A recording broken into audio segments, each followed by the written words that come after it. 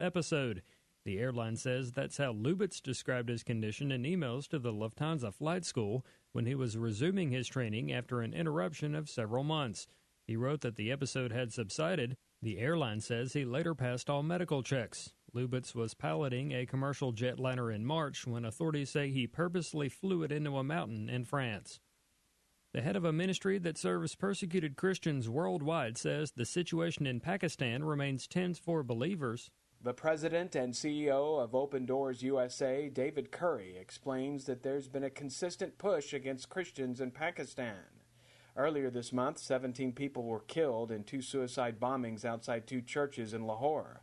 Back in November, a Christian couple was lynched in public, and more than 80 Christians were killed by a suicide blast in Peshawar City in September 2013. The Christian community is facing great discouragement because there's not a sense that the government, the police, are protecting them in the way to which they have promised after each of these incidents. He says the situation is volatile.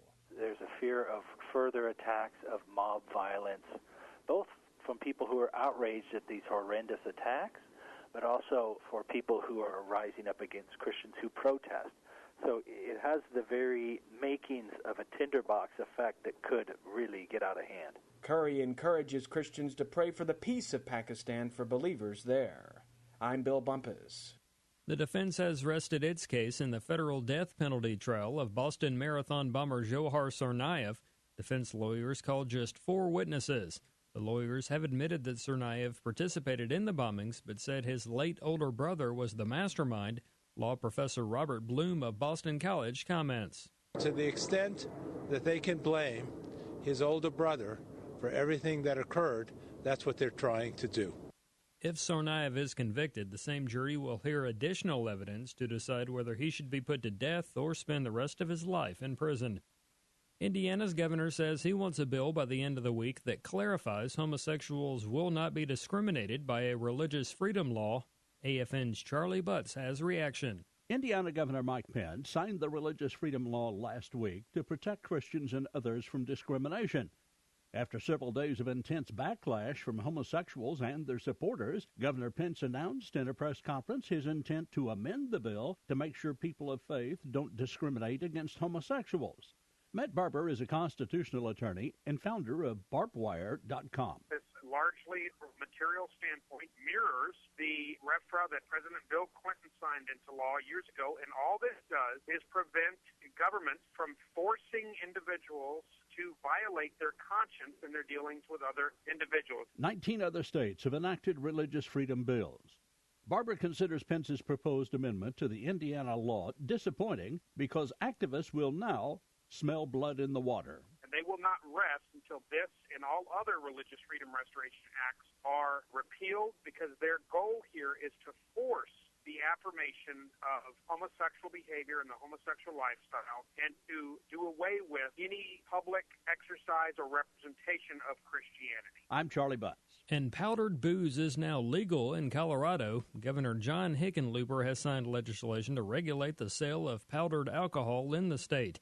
It will be regulated like liquid alcohol and come under the control of the state's Liquor Enforcement Division. The product is called Palcohol. Adding water makes it the equivalent of a shot of the hard stuff. Critics have long warned about the impact this may have on underage drinking, as well as drinking in places where alcohol is not permitted. In final news this hour, the price of gasoline was about the same at the end of March as it was at the beginning of the month. According to AAA, a gallon of regular will set you back $2.41.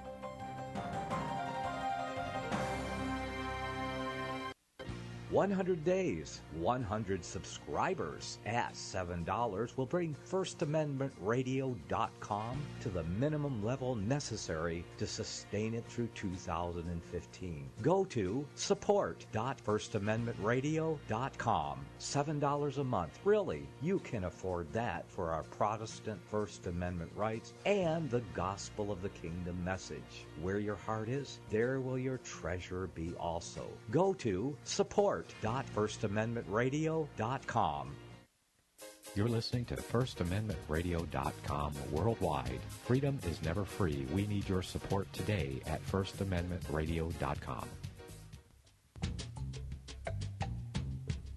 Hiya, folks. It's Barry Chamish, and I've got a highly intriguing guest, and I think he's right most of the time.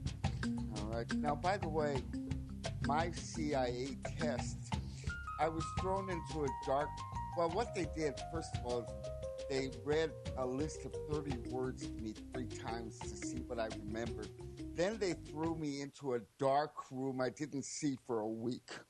All right? And I mean, when not only dark, I was blindfolded, sensory deprivation. But I had a game in that time, and by the way, I didn't know the time. All right? That was also hidden from me. I played a game in my head. What were the 30 words?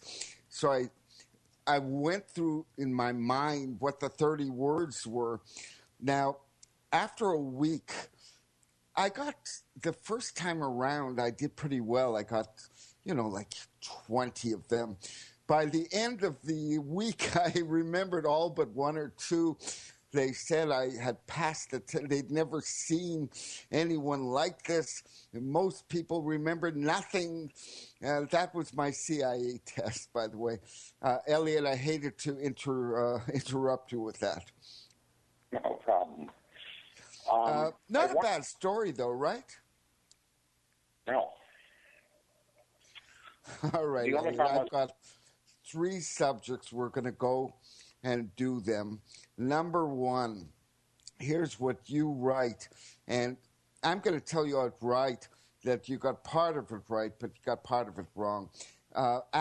You're saying that many of these fake Jews, the Nazis who assumed the identities of the murdered, all right, went to Israel, and what you said isn't quite right.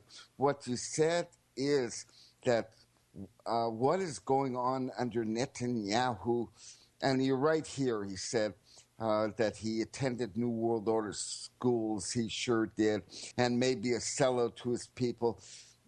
Yeah, but I think with a bit of a conscience, you're missing the point.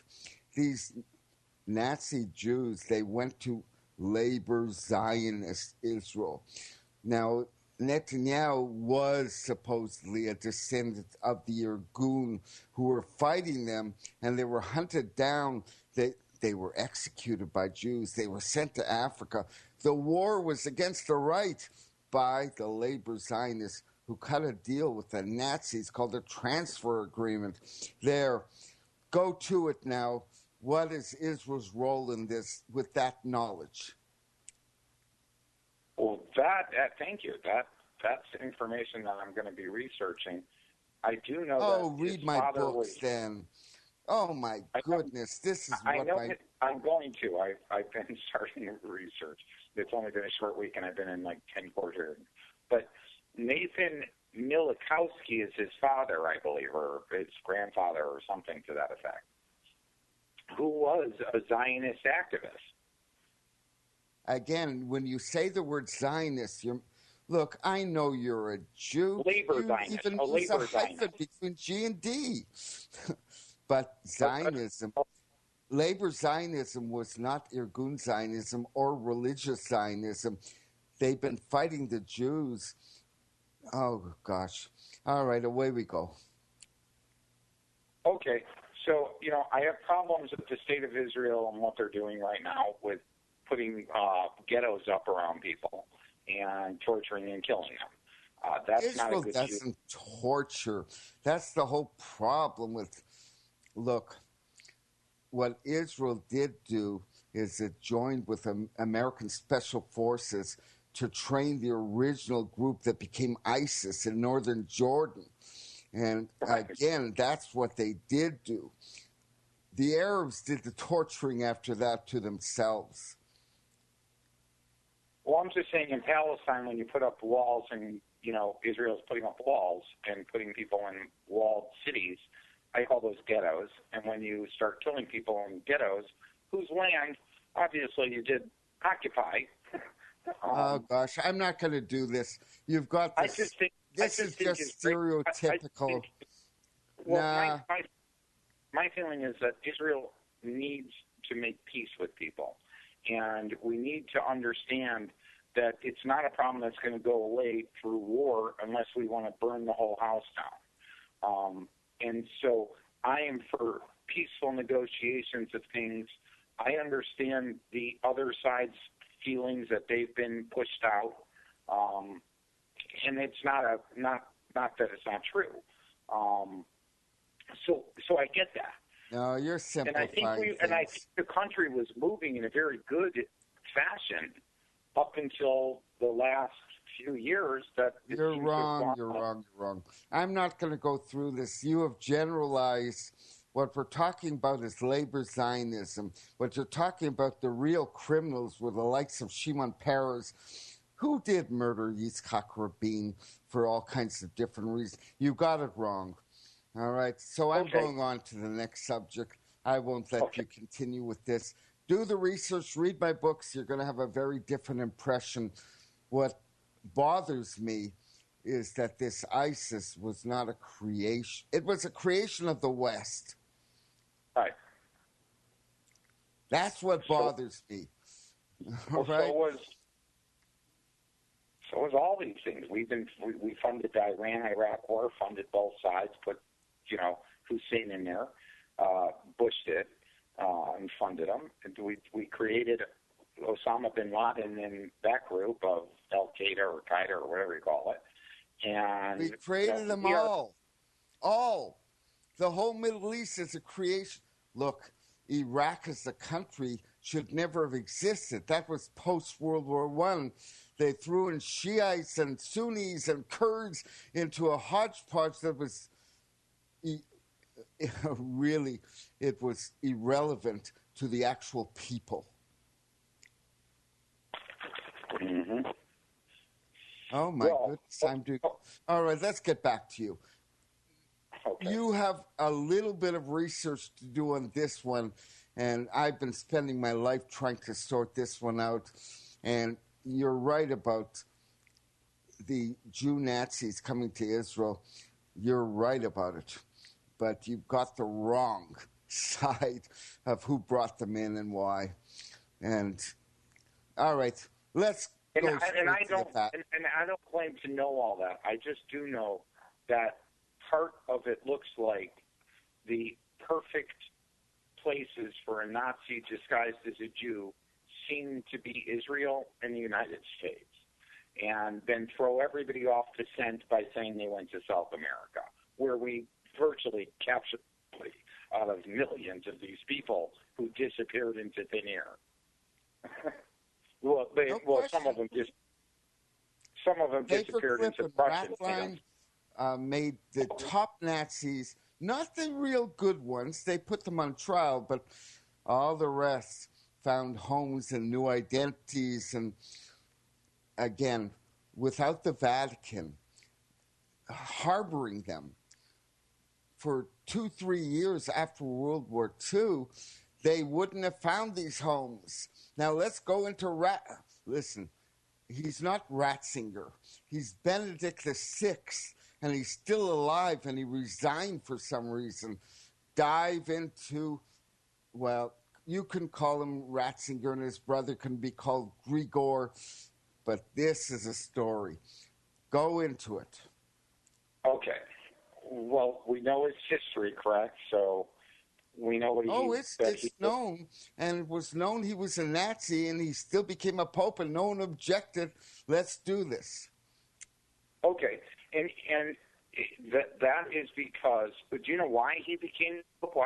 What his job was prior to becoming the pope? He was in Argentina being a cardinal, I think.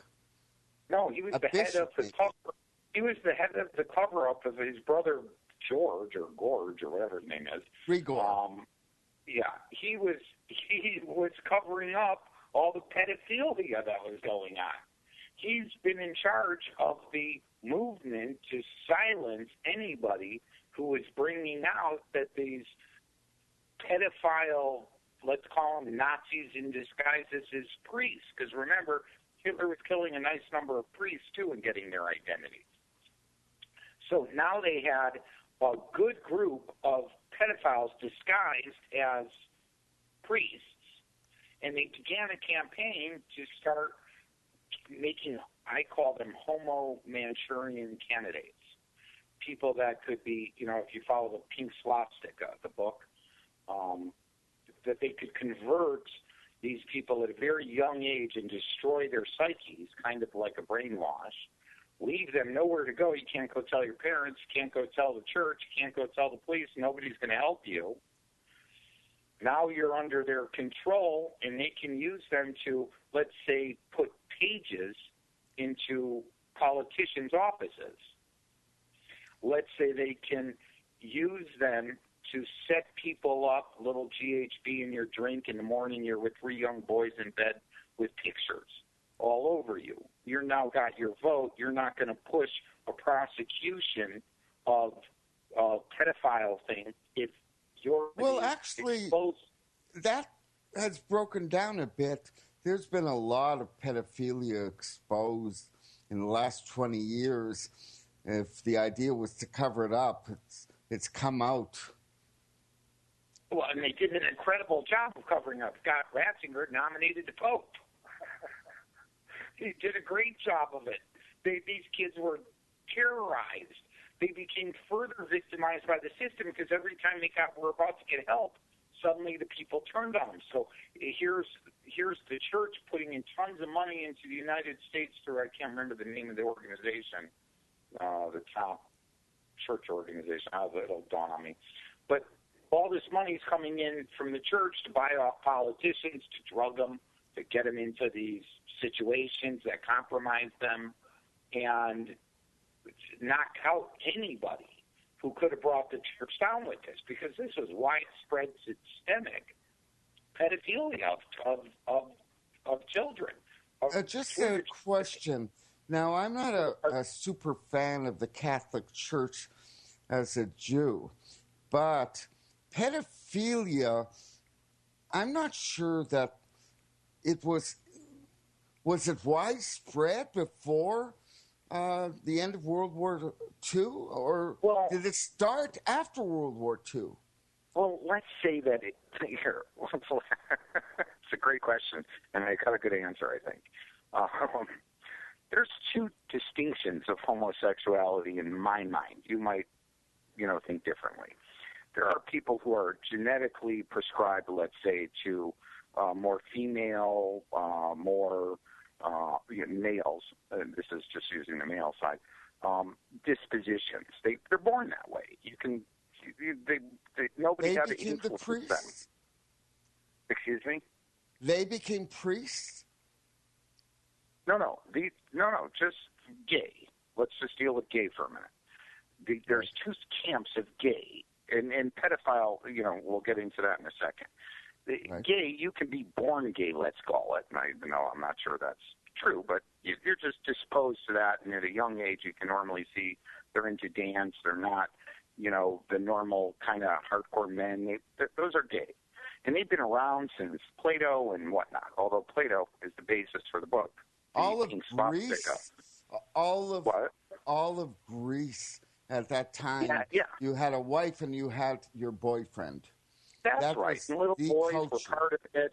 And that's right. But there wasn't what we have now, which I call pedophilia rape victims. Now, these people are gay because they've been raped to gay, passed around the church, passed around to a gang of them. They're destroyed very young in their mind. Their brains are destroyed. They can't turn to their parents. They can't turn to society because everybody will say they're gay. What is the stigma on gay up till the last few years has been, let's kill them in some countries. So it's not something you were going to run out and tell anybody about. So you become a very damaged psyche. Now, that's a big difference from boys tinkling with older men and that kind of thing that might happen in, a weird culture like Greece where that's going on. I'm not saying that's wrong or right. It didn't seem to me that the Greeks were raping and breaking down mentally young children with an intent. And if you read the Pink Swastika, it's all about the intent. It's about taking over these minds. because Hitler believed that Plato had said that an all-male army of homosexuals that were these pedophile-type rape victims would be the most destructive force on earth. They would kill babies. They would kill anything with no mercy, and that's what they were going for. Now, remember, Hitler killed the gay people who were naturally gay, who were, born gay, but he wanted these hardcore guys to rape children, rape their own children. It actually says that. I mean, you can't even make this up. But it's very true. And so Ratzinger comes into the church with his brother, and boom, we got the rat line set up. Maybe that's why it's called the rat line. It was happening in his house. The U.S. headquarters sets up in his house, in the Nazis' house. What were they doing there? You got to ask yourself that. That's a big point. Hold on. Don't gloss over this one. No. Is it true that American troops actually established headquarters in Ratzinger's house? You can look it up on Wikipedia. I just read it to you. I'm not disbelieving you. I just want to stress this. Oh, it's mind-boggling. They didn't teach me that at school, I'll tell you that. No. Nobody tells me that. We set up, and by the way, what ends up happening? They create the rat line, too. So now you got to come into U.S. through paperclip and other programs. You've got them being smuggled out of Nazi Germany through the church. I mean, this is just almost hard for any of us to believe because we read a different history. We were, brainwashed with it, let's call it, and we swallowed when it. he was Pope Benedict, they said he was forced as a youth to do service to Nazi youth. But what they glossed over is he volunteered afterwards to be in the German infantry. And he was a German anti-aircraft corps as a Luftwaffen Helfer, whatever they call themselves. Helfer. That's what I was, by the way, in the Israeli army. I shot missiles against airplanes. Okay. Well, that's what he was doing. And then he trained in the infantry. And this is a hardcore Nazi. This wasn't a Hitler Youth. And by the way, do you know how Ratzinger got his leg up in the game, in the Nazi Party?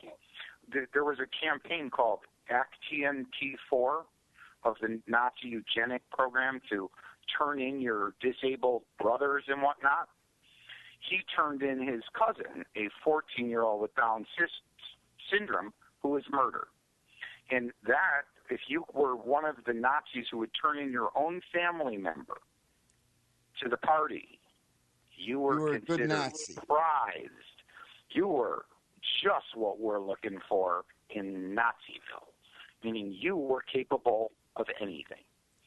And these American troops in his house, did they have, did they affect him in any way? No, they started working with him to smuggle Nazis out. All right. That's what we needed to hear. And we know the rat line, right? You're familiar with that, right? Yeah, I'm familiar with it. Now, maybe the name makes a little bit more sense to you. Not just rats like a rat, but Ratzinger. No, I'm aware of it. Okay. And so that's why I call him Ratsy the Nazi.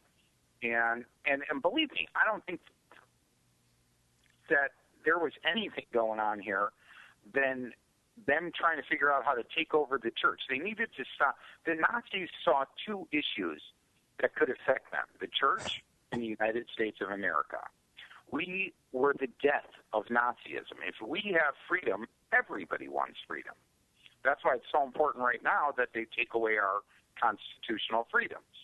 Because if we don't have them, everybody else in this world's in a world of debt, if you want to call it that.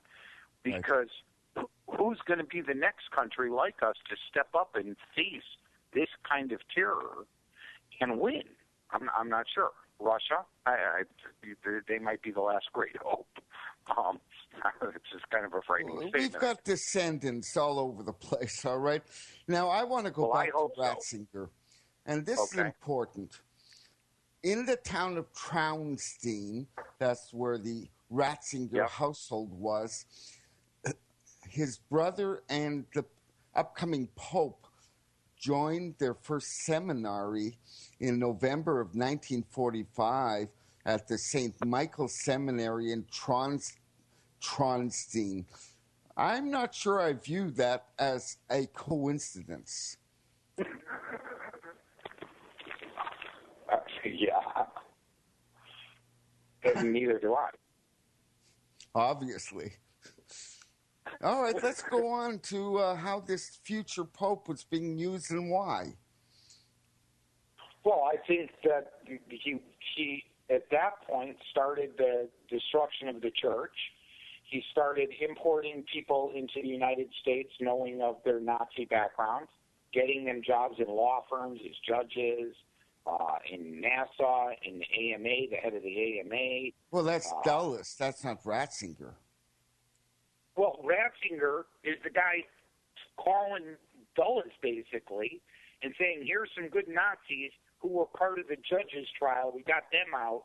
Here, you can use them in your law firm, and you can use these real thugs who are torturers and murderers and whatever in your CIA program. So who was flooding? Right. I'm a little lost here. Again, he went to Argentina, as far as I know, and not to America. No, I'm not saying where he did his work. Who cares? You know, he could have done it. Oh, I care. I care. Oh, okay. Look, who was Cardinal Michael von Faulhaber? Faulhaber was, wasn't he an ordination? He's who ordained the Ratzinger brothers. Right. Michael von Faulhaber, I think. Right. In 1951, the two Ratzingers became whatever you become when you're ordained. Right. What's the significance? What do you have on Faulhaber? Not much. I just heard his name in association with Ratzinger, and that he was all right, supposed I to be won't push you. I won't push it. In short, this future pope was, in fact, in an astonishing coincidence, he entered the priesthood after American troops entered his household. Mind-boggling. By the way, that Faulhaber was a guy who kind of spoke out against the Nazis, but on the other hand, he recognized them as the Nazi government as legitimate. And he required Catholic clergy, according to his bio, to remain loyal to the Nazi government and maintain bridges between fascism and the church. He ordained Ratzinger. Why did Benedict resign? The only pope, I think, in history to resign while alive? Well, there's a lot of theories on it. I've got some feelings that this, huge break in the pedophilia stories was creeping up to him. I think his past was starting to creep up to him and affect the church because everybody found out. Oh, I'm sorry. I have to interrupt again because we have to take 3 minutes off. The last half hour, I warn you people, I'll do my best on this, but it's a little... You'll see. I'll see you in 3 minutes. And, well, what can I say, Eliot Bennett? I'm Bernstein. I was about to call you Eliot Benedict. Eliot Bernstein, we'll see you in 3.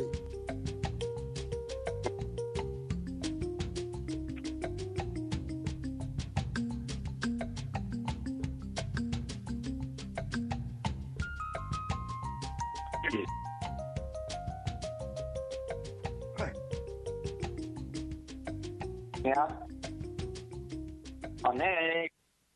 No, 3 minutes, Eliot. I pledge allegiance to the King of Kings and to his kingdom come on earth as it is in heaven. One holy nation under Heavenly Father, grace, mercy, justice for all. I know you all want answers, and believe me, so do I, and I'll do my best to get them. Have you seen the Left Behind movies? Have you read the Left Behind fictional book series? Not everyone believes Left Behind is true prophecy. Some may even regard as conspiratorial the mainstream re-release of the Left Behind movie with actor Nicolas Cage portraying the main character as an attempt to further reinforce in the minds of all this perception of false prophecy in order to condition the masses for the play about to begin. Because they see the world stage shaping to fulfill what they have been led to believe is sound biblical interpretation, a left behind rapture scenario, this false view of prophecy is reinforced in the mind, not only of its adherents, but also includes those who have been merely exposed to the specific media. Is it possible that false prophecy can be fulfilled? The rapture theories have always been in dispute. Pre-trib, mid-trib, and post-trib disputes have risen up in exclusively evangelical circles of recent history, so that when true believers don't suddenly disappear, this element will easily go by the wayside when all see a new Jewish temple begin to be built. Will this be part of the great delusion that will come upon the whole earth? It seems that this great prophetic delusion has already overcome practically the entire American evangelical and Christian world. Get the book, The Rapture Will Be Canceled. To learn more, visit crosstheborder.org. That's CROSS, crosstheborder.org. Gold and silver is tremendously undervalued. Global demand vastly exceeds mine supply by more than 60% annually. There is little in the financial world more certain than a coming explosion in the prices of gold and silver. The U.S. dollar continues to lose value and respect as the world's reserve currency. Our nation faces challenges on many fronts, and a day doesn't pass without another economist bringing forth warnings of impending economic calamity. There has never been a better time than right now to acquire physical gold and silver. Discount Gold and Silver Trading was founded on the principles of truth and honesty. We believe in providing a quality product, quality service, and most importantly, competitive pricing. We provide all forms of precious metals, including American gold, silver, platinum, and rare investment and circulated coins. Silver bars, rounds, and 90% silver bags are on hand for the silver investor. Gold self-directed IRAs are available. Call Discount Gold and Silver Trading at 1-800-375-4188. Toll free, that's 1-800-375-4188. Hey, everybody. An interesting show, indeed. Look, you get all my books, and one is called Shapaitsvi, Labor Zionism, and the Holocaust. I think that's pretty relevant. You get it at lulu.com, www.lulu.com. There's a search box right in my name, Chamish, Chamish. You'll find it. You'll find all my books. David Samron is upkeeping my website. That's barrychamish.com. And now, Eliot, give your details. Eliot? Oh, yeah, I'm here. Oh, yes. Your details. How do people get a hold of you? Oh, I'm Eliot Bernstein.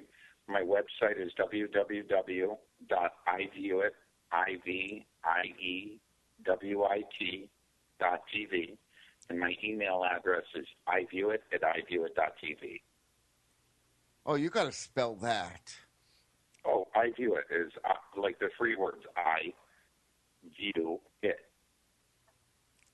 All right. So it's iviewit.tv is the website, and iviewit@iviewit.tv is the email.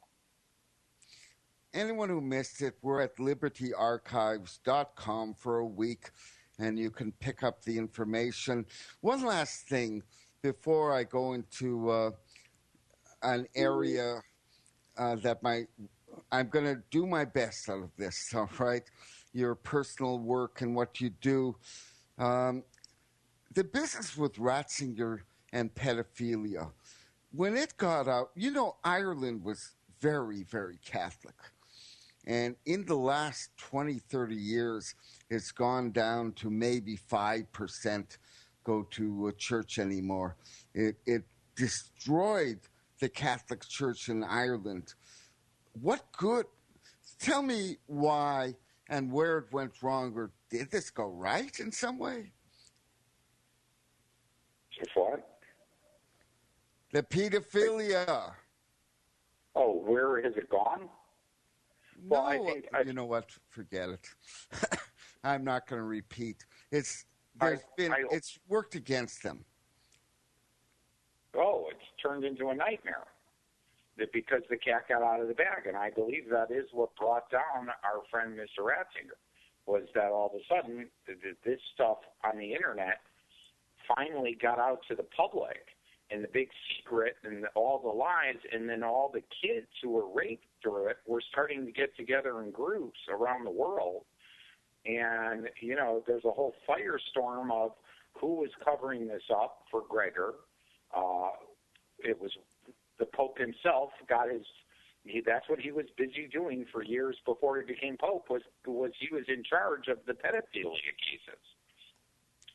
And so that got him elevated, but at the same time, you're right, that exposed him, and all of a sudden, all this backlash starts coming at the church, and it hasn't stopped, and the pedophiles they're saying they're outing them, and now they've claimed a certain percentage of priests, that thousands of them are pedophiles.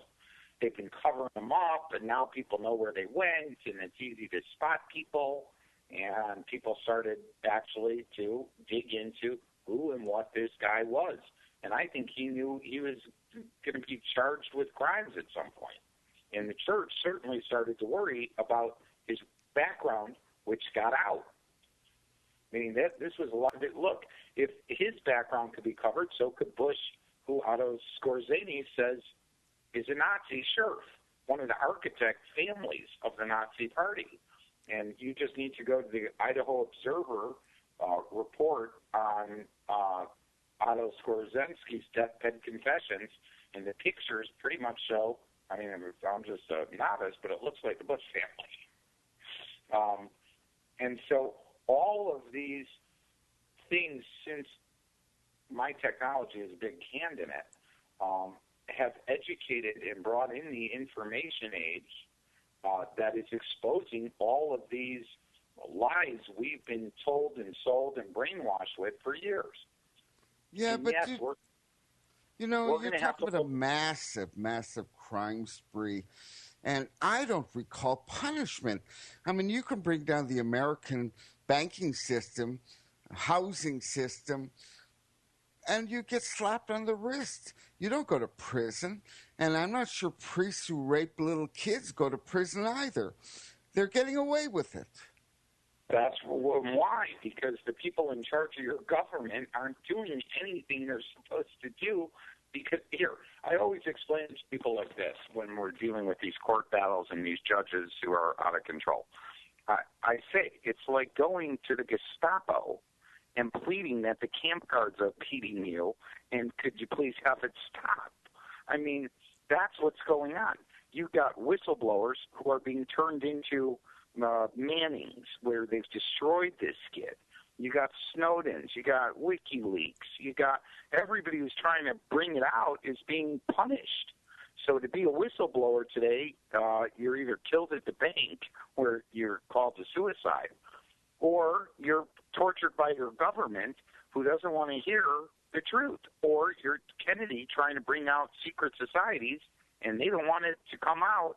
And so right now we have this massive information age where everybody's learning the truth. Like, I really believe that right now it's 99% of the people against a very hardcore 1% that has couped our government. And this is a full-on coup. And the real coup started in my case when a judge, Jorge Labarga, who's now the chief judge of the Florida Supreme Court, he elevated very quickly from a civil court, not just because of my case, but because he is the guy who, after he threw my patent cases, did another thing. He failed to recount the Florida vote, which now we're getting confused with new details. So I'm going to sort that. First of all, to bring up your case, let's do some background.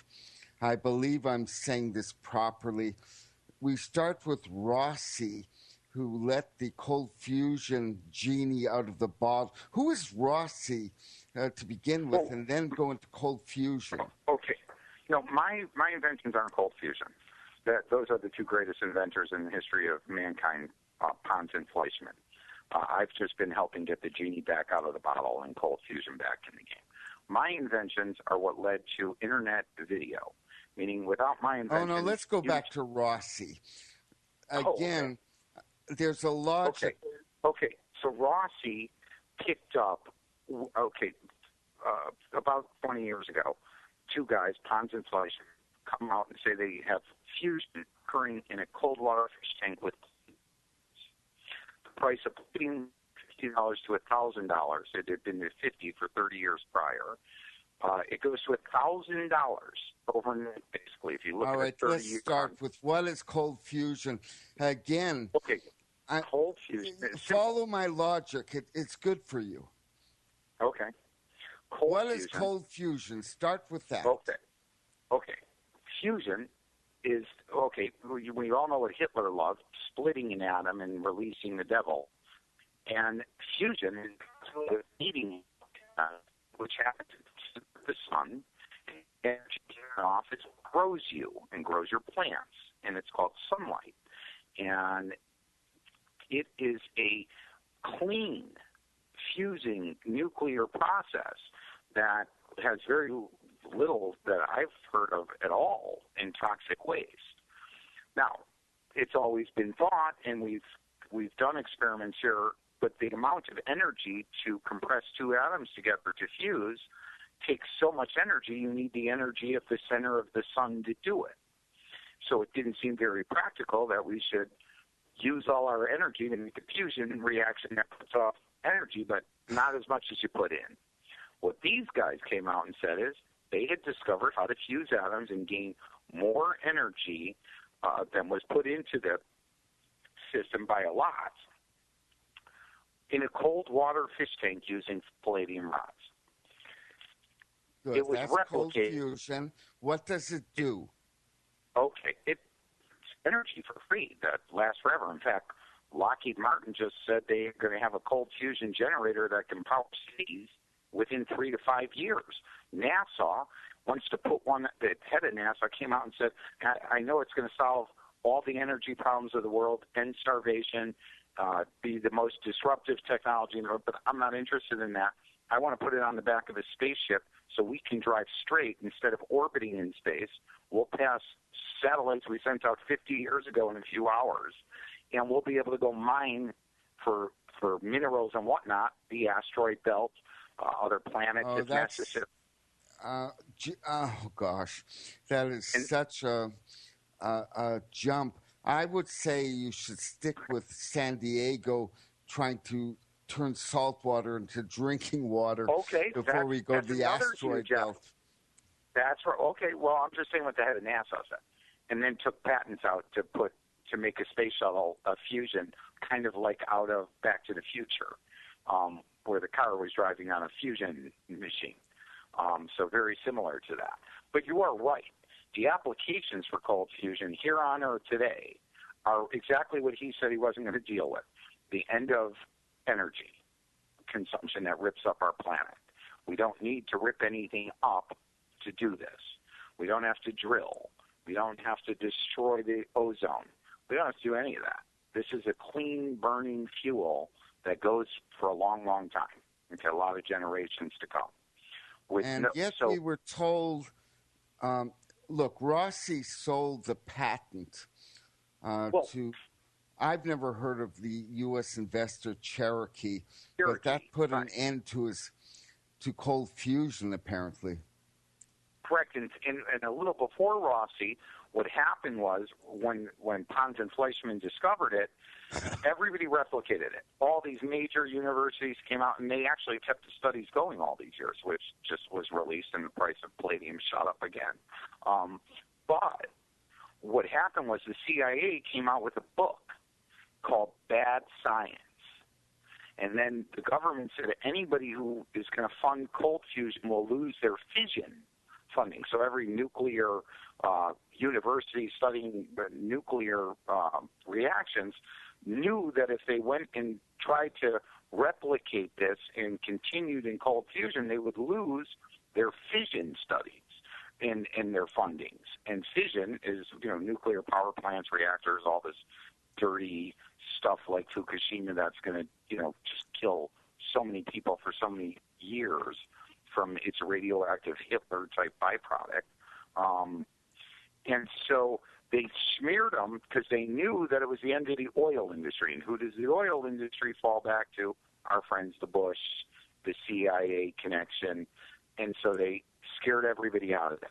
Rossi, out of nowhere, comes out 17 years later or so and says, I'm running a cold fusion reactor. It's powering my lab here in Italy.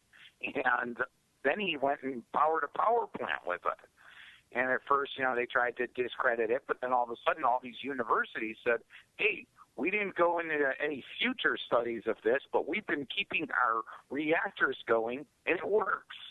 And now the genie is out of the bottle, and the oil industry is on their last leg, which might be why they want to start all this war and all this nonsense to keep the price of oil up and all over the place. Right now, I think it's being used. All right, what you're saying is this would put an end to the energy. Right. Yep. And it's, like you said, all of a sudden now our oceans can be tapped for clean drinking water because we got to clean up the clean drinking water that we had because we've made a mess out of that. And now you've ended starvation because Israel, for example, will have free energy in the middle of the desert. And, you have just solved most of the world's problems. That's why I said these two inventors. And by the way, you know who they credited for cold fusion? Was a guy, what's his name who we were talking about, the inventor Tesla. So they said their studies that led to the cold fusion started off Tesla's studies that Bush was sent by, or Scherf was sent into the United States to suppress and steal Tesla's inventions. And these guys said, we followed along Tesla's line of free energy, and from his research, and Tesla discovered free energy. We're getting lost again, and I'm going to get us back. I recall cold fusion, I think in the 70s. Front page, Time magazine, cover story.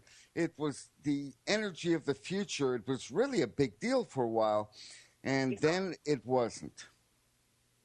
The day that book came out, Bad Science, by the CIA, it was over. And when they told the universities they couldn't study it without losing their fission fundings, they all, were forced, obviously they weren't going to go out of business over it. And so that's how they suppressed and put the genie back in the bottle. And you're right. It was the end of all of these things, meaning this would have led us into a new world. And the old power structures couldn't handle it. Who would, they're making fat off everybody's slave labor. They've got you tied into using their oil, so you're bathing in this stuff, basically. And, now Rossi brings it out. Now he sells it to the United States. All around us, it's being confirmed ideas like saltwater conversion, space travel. All of these are possible now. I mean, by the way, you thought what I said about space travel was funny, but imagine if you can take a rocket and not have to use any rocket fuel. I didn't say funny. I said a bit too futuristic for... Well, just imagine if you put a cold fusion generator on the back of a space shuttle, you don't need any fuel to take you out into space, and then you don't need any fuel once you're in space. You don't need to orbit. You just start driving straight ahead. into space. I believe the asteroid belt is between Mars and Jupiter. That's a pretty long trip. And by the way, it's still going to be mighty cold there. It's a little too futuristic right now. Okay, let's just say the moon. It puts you on the moon every day without a lot of energy. It puts you to the next planets very quickly because you can drive straight. It takes a long time to orbit, meaning all of our calculations to get to the edge of the galaxy with our satellites were based on orbiting, which takes a long time. Now you're driving straight ahead with an unlimited power source. Believe me, this changes mankind. All right, here's where we get into, I warned my listeners, and I'm going to dive into this. All right, what was your role with cold fusion? Nothing. I just helped bring the genie out of the bottle. That's not my invention. Well, I got a lot of people into palladium years ago, all of my friends, and it went from $50 to $1,000, and people were jumping up and down. Of course, when the book came out and it shut down, it went back to $50 screaming, so it looks like a giant spike in the palladium 30-year history. Oh, so you're saying you weren't involved. All these notes are... No, my inventions have nothing to do with cold fusion. My invention is what allows for the streaming of internet video. You might as well just call YouTube Eliot 2. All right, you know what? We're going to do this. Let me hold your hand a bit here, okay? Okay. What's going to come up, listeners, that last segment, I guess, was for nothing. Now, you now recognize the validity of Eliot Bernstein. All right, Eliot, get ready. Listeners, with that in mind, what is IvyWit? What is IvyWit? Yeah, what is it? Okay. IvyWit is companies I started to patent technologies I invented. One of the technologies solves for pixelation. So you can now take an image from the space shuttle, from the Hubble, and read your wristwatch on a single image without pixelating, as it used to be referred to. You can also turn the Hubble the other way into space and take massively large pictures that allow you massive zoom, and you're getting all the pictures you're getting of these galaxies and everything else. That was the first invention. It's on every camera, medical device, everything in the world. That's digital. Did you see money out of this? What? Oh, well, I'll tell you about that. Were you rewarded? Well, let's get to that. So, in a sense, my reward's much different, by the way. I'm on a mission from God. I'll explain that to you if you want. Standard reward. Did you see money out of it? What happened was the second invention they called the Holy Grail of the Internet. It was the discovery of how to transmit full-screen, full-frame rate video at low bandwidth, which you're now using on your cell phones, in Skype, YouTube. It allowed the cable companies to go from 40 channels to 200 channels overnight. It changed everything. It brought in the information age that's happening. It brought the children of the world together so that my kids are taking Chinese here in America and interfacing with children in China to learn Chinese. So why aren't you the Thomas Edison of this generation? I'm the Tesla and the Hans and Fleischmann, because here's what happened. I was on my way to being as big as Microsoft is what they were claiming. I mean, it was outrageous to me that, people were talking like this. But my first investor was a guy named Wayne Huizenga, who owned the Dolphins, etc.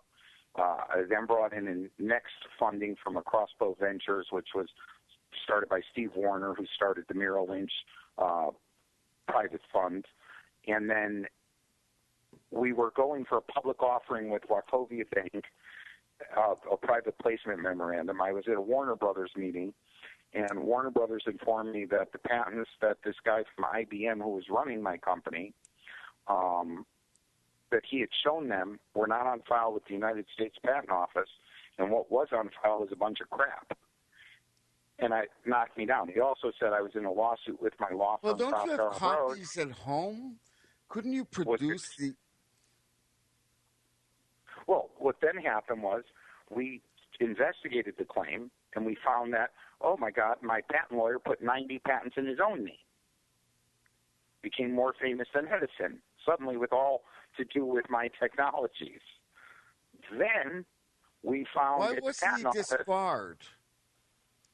Okay, that's where we're getting. That's now you're getting into the heavy stuff. Okay. Yeah, I know. I know. And we're probably going to run out of time. But yeah, I was a little trepidation before I started this. Why wasn't he disbarred? Okay, because what happened was they knew once we busted the law firms Foley and Lardner and Proskauer Rose at the patent office, having frauded patents to the patent office as well. They knew the heat was on, and they needed a miracle because I was already at the feds. I was all over the place. I was about to bring these guys down. I had a lot of people helping. And then there was a guy named Jorge Labarga, the judge I told you about in Florida, who threw my case in the patent case and then threw the presidential election of Bush v. Gore, which was decided in a 5-4 by our Supreme Court. So the people's vote was thrown in the toilet along with their Constitution, along with their voting rights, and the coup, a full coup on the United States government was began. The head of Foley and Lardner is a guy named Michael Grebby. He's a West Point guy. He is the head of the Bradley Foundation, the bell curve you might be familiar with, saying that blacks are inferior. Actually, no. I'm not familiar with any of these names, and either are my listeners, so I'm going to interrupt you. Tell them how to get a hold of you. Right now is a good time. Okay. You can reach me at my email, which is iviewit, IVIEWIT, at iviewitagain.tv. So it's iviewit at iviewit.tv, or you can call me, 561-886-7628, or 561-245-8588. And you can talk. All right. Yeah. Folks, you heard that. Now let's go back to what iViewIt did. Okay, so let me... away we go. I'm confused. Away we go. Okay. So Foley and Lardner's Michael Grebby, just so you know who he is, was the largest backer of Bush. Okay? So he was Bush's money bag. He funded that whole thing. The father or the son? No, Michael Grebby. Oh, the son. No. The father Bush or the son Bush? The son.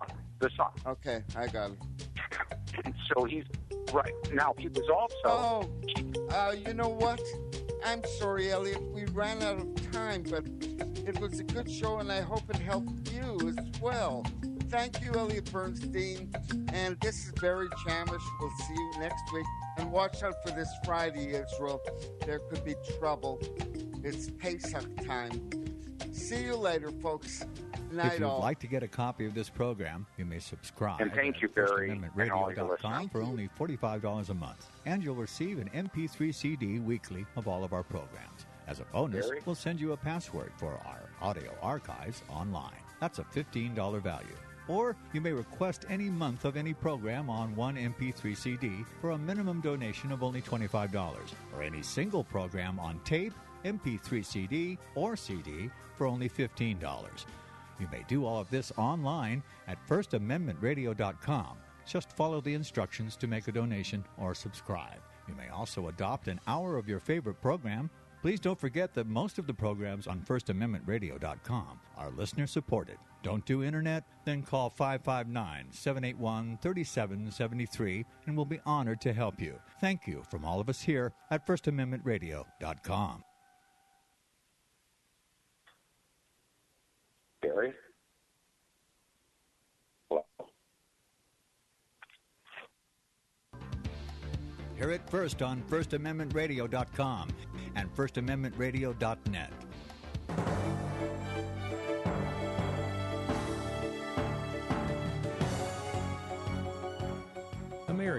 KLA News, I'm Chris Woodward.